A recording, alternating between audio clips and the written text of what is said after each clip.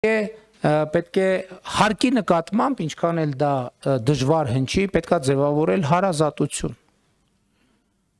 Ես համաձայն եմ, որ հարկի նկատմամբ հարազատություն ձևավորելը կախված է նաև նրա չափից, նրա կշռից, հանգամանքից, ծավալից։ Եվ ես բացարձակապես այն կարծիքին չեմ,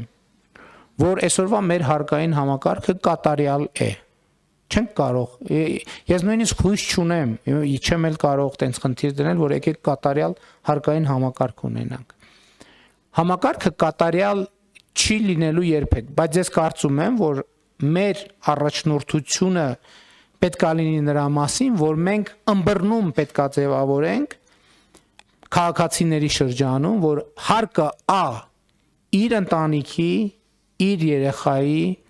իր տան, իր սեփականության, իր երկրի անվտանգության, բարեկեցության, երջանկության համար է։ Մենք պետք է հասկանանք ինչ է մեզ պետք երջանկության համար, ինչքան է հարկավոր վճարել այդ երջանկության համար եւ ինչպես ենք բաշխում այդ երջանկության համար անհրաժեշտ գումարների հավաքագրումը, որովհետեւ ուզում եմ ելի ընդգծել եւ դրանով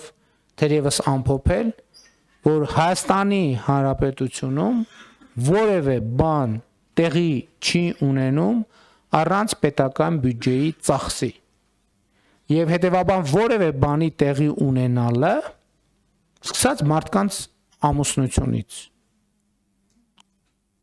Ասենք, որ դա նաև որոշակի համակարգ է, որը գրանցում է ամուսնությունները, բայց ելի եմ ասում, պետք է ճանապարհ լինի, չէ՞ որ մարդիկ հարսանիք անեն, չի լինի այլ կերպ։ Եվ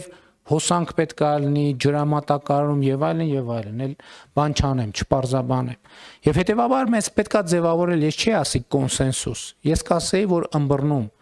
թե ինչպես, որտեղ եւ մենք պետք է ինչ չափով մենք պետք է հարկեր վճարենք, բայց որպեսզի այդ ըմբռնումը ձևավորվի, նախ պետք է արձանագրել, թե այդ հարկերը ինչի համար են։ Ես կանխատեսում եմ, որ այս քննարկումից հետո նաև հետևյալ մի արձագանքն լինելու, որ